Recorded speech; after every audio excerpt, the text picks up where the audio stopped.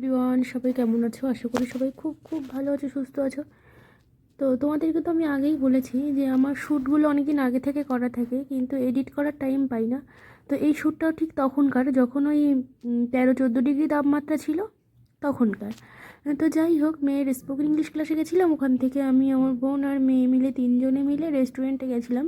Obviously কিছু দরকারি কাজকর্ম ছিল, সেটা মিটিয়েই গিয়েছিলাম, কিন্তু সেদিন না খুব বৃষ্টিও হচ্ছিল। তো যাই হোক, অনেক রাতও হয়ে গেছিলো, তাই ভাবলাম একেবারে ডিনারটা বাইরে থেকেই করে আসি। তো মেয়ে বললো, মা মাটন বিরিয়ানি খাবো। আমার মেয়ের আবার বিরিয়ানির প্রতি যেন ঝোঁকটা বেশি।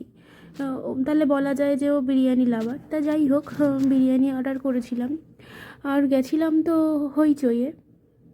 বাট একদম অনেস্টলি রিভিউ, হইচইয়ের খাবারের কোয়ালিটি আর আগের মতো ভালো নেই। মানে চিকেনের যে রেশমি কাবাবটা নিয়েছিলাম, কাবাবটা প্রচণ্ড পরিমাণে হার্ড ছিল। আমি সোনা হোটেলে যখন কাবাব খেয়েছিলাম, ওখানকার কাবাবের টেস্টটা একরকম ছিল, আর এখানকার কাবাবের টেস্টটা সত্যি মানে আমার একটু ভালো লাগেনি।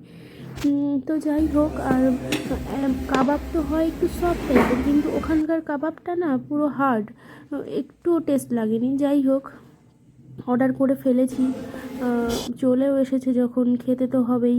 আর খাবার অপচয় করা তো একদমই ঠিক না। তো মেয়ে মাটন বিরিয়ানি আর আমরা রেশমি কাবাব আর চিকেন, চিলি চিকেন আর ফ্রায়েড রাইস অর্ডার করেছিলাম। তো আমি যাওয়ার আগে, মানে মেয়েকে নিয়ে ক্লাসে যাওয়ার আগে, আমি মেশিনে একটা কাজ করছিলাম, সেটা পুরো কমপ্লিট না করেই আমাকে চলে যেতে হয়েছিল। তো বাড়ি আসলাম, এসে এই জায়গাগুলো গোছাবো। আর মানু তো রাত্রে ডিনার করে আসার পরে দাদা ঠাম্মির সাথে দেখা করে আসতে গেছিলো। তো আমাকে যখন দেখলো যে আমার হাতে ক্যামেরা অন আছে, তখনই নাচ শুরু করে দিল।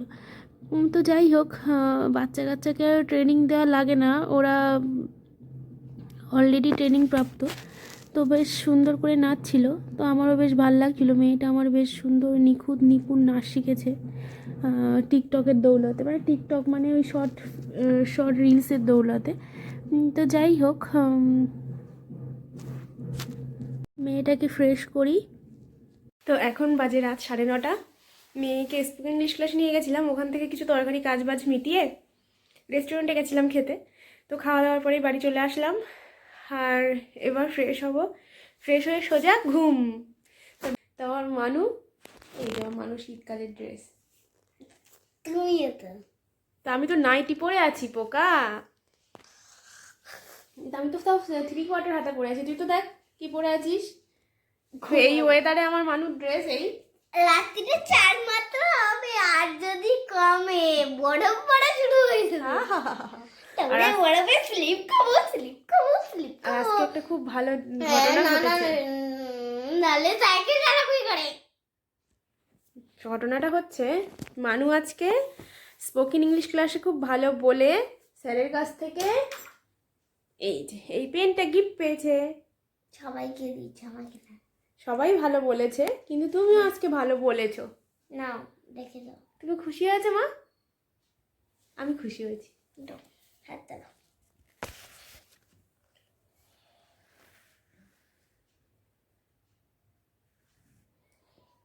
লাগছে কিন্তু।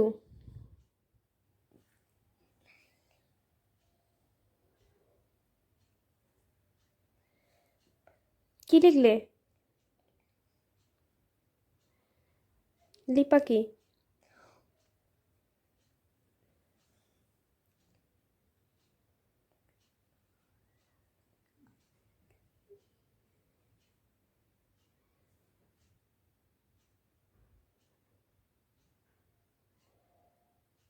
এটা বাহ, সুন্দর হয়েছে তো, কিন্তু পটা ভালো হয়নি। পড়া দেখো, মানুর মনে হয় খাতা শেষ হয়ে গেছিল, আচ্ছা, তাই আমার হাতেই সুন্দর পটা করে একটু লিখছিল। ভালো হয়নি, পটা সুন্দর করে এটা লেখো তো। হচ্ছে আমার মেয়ে, তো খরচ বাঁচানোর একটা সুন্দর টেকনিক। তো মানু আমার হাতে আঁকিবুকি হ্যাঁ উপরে করছিল, ভালো পড়ছে। দেখ আর আমারও বেশ ভালোই লাগছিল যে আমার মেয়ে আমার হাতে আঁকছে। তো যাই হোক, মানুষ সুন্দর করে লিখুক। আমি বললাম, শোনা পটা ভালো হয়নি, পটা ভালো করে লেখো। তাই জন্যে মেয়ে সুন্দর করে লেখার চেষ্টা করছিল।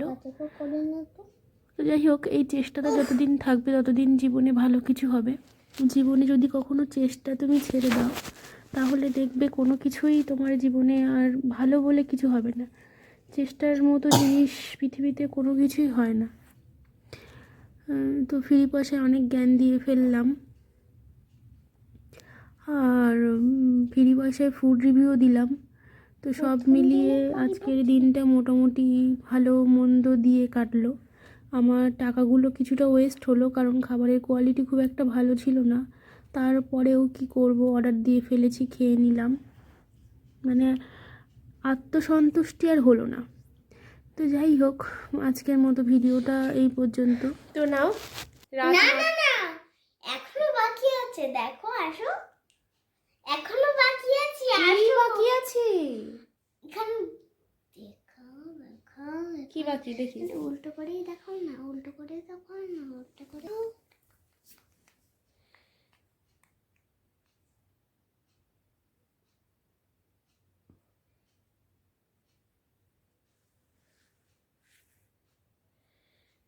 কি করতে যাইছো কি?